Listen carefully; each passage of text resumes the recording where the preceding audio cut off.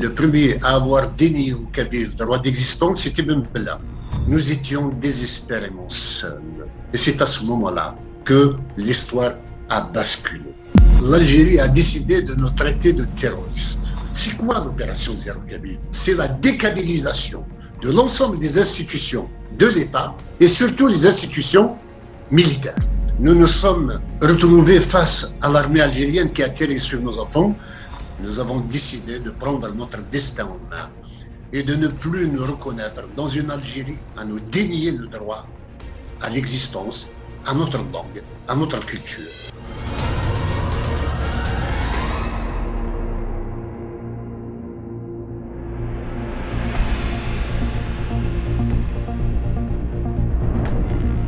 Le mouvement pour l'autodétermination est né du fait du printemps noir 2001, quand l'Algérie avait tiré sur nos enfants. Il y a eu plus de 120 morts. Il y a eu une manifestation de 2 millions de Kabyles qui étaient descendus à Alger en 2001. Il y a eu 6 000 blessés, dont 1 200 handicapés à vie. C'est à ce moment-là que l'Algérie avait rompu le contrat d'union qu'il y avait avec la Kabylie. C'était un contrat disant que la guerre d'indépendance avait scellé, mais qui fut trahi du côté algérien en tirant sur nos enfants et en considérant les Kabyles comme les pires ennemis de l'Algérie. Nous avons tout fait en tant que Kabyles à faire de l'Algérie le meilleur des pays, pas seulement en Afrique du Nord, pas seulement en Afrique, mais à travers le monde. Jamais un peuple n'a œuvré à sa propre aliénation, à son propre renoncement en tant que peuple comme les Kabyles. Ils ont tout donné à l'Algérie. Mais l'Algérie a toujours été un État raciste envers les Kabyles et a toujours récompensé la Kabylie par le sang et les larmes. Donc, ce n'est pas faute d'avoir essayé de garder l'Algérie telle que nous l'avons arrachée au colonialisme français.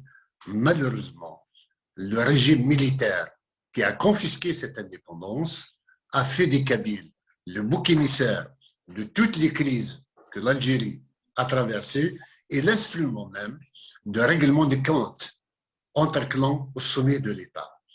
Nous ne nous retrouvons plus dans cette Algérie qui était notre rêve, le rêve de nos parents. Je rappelle que personnellement, je suis le fils de quelqu'un qui est tombé au champ d'honneur pour l'indépendance de l'Algérie, que l'Algérie a traversé, et l'instrument même de règlement des comptes entre clans au sommet de l'État. J'ai grandi dans un centre d'enfants Shuhada, dans un orphelinat d'État.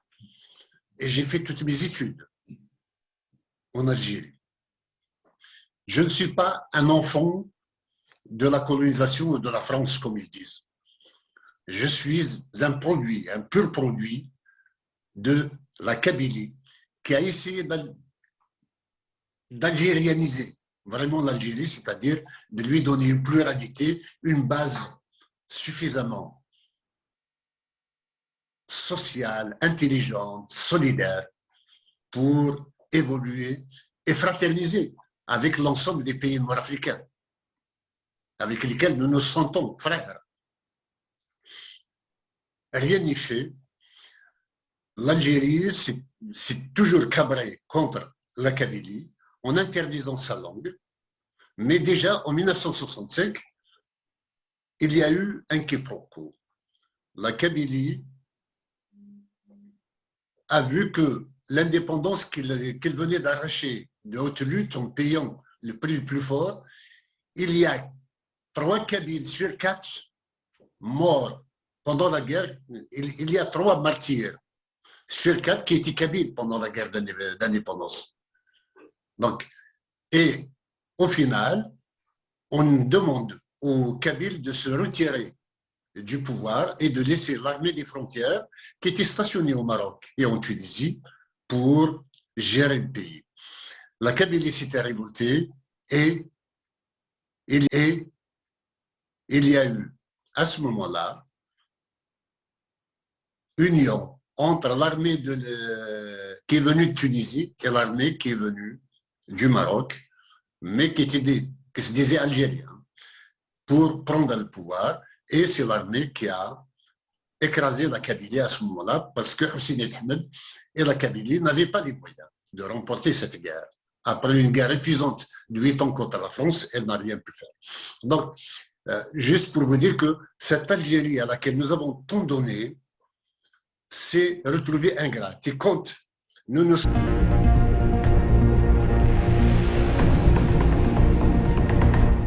le premier à avoir dénié au Kabyle le droit d'existence, c'était Ben Bella, le premier président. Boumedienne a accentué la répression contre les Kabyles.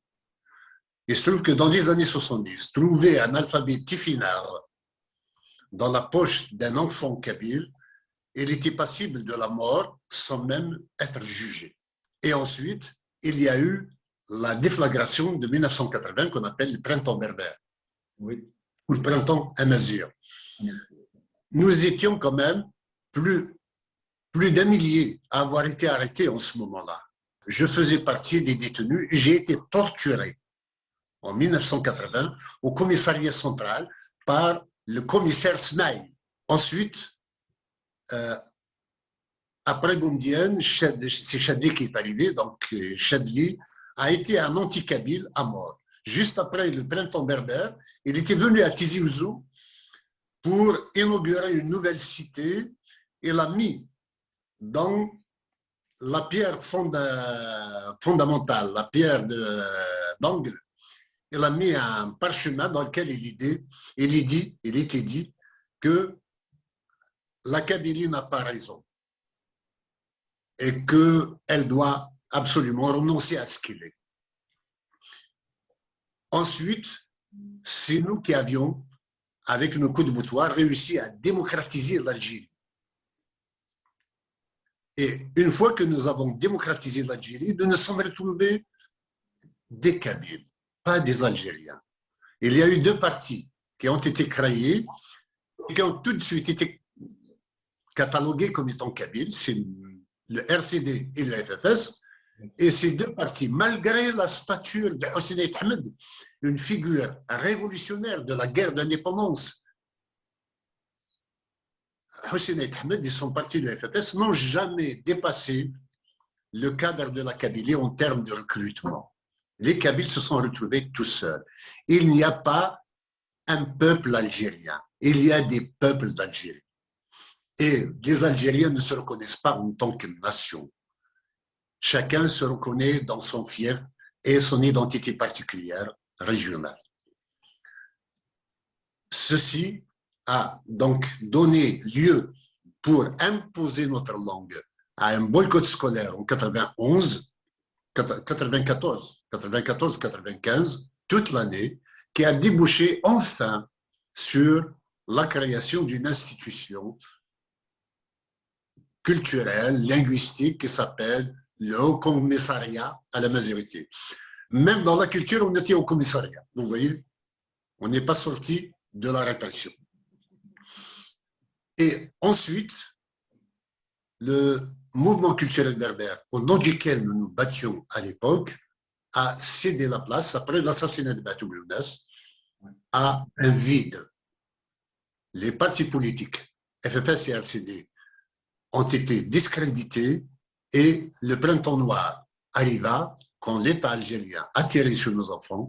À ce moment-là, il y a eu un basculement de l'histoire pour que la Kabylie prenne enfin ses responsabilités, son destin en main. L'histoire a fait que c'est moi que les circonstances ont désigné à prendre cette décision et à porter la lourde responsabilité de ce basculement. Et chemin faisant, nous sommes partis de l'autonomie et nous sommes passés par la mise sur pied du gouvernement provisoire, la NAVAD, en 2010, le 1er juin 2010. Ensuite, nous avons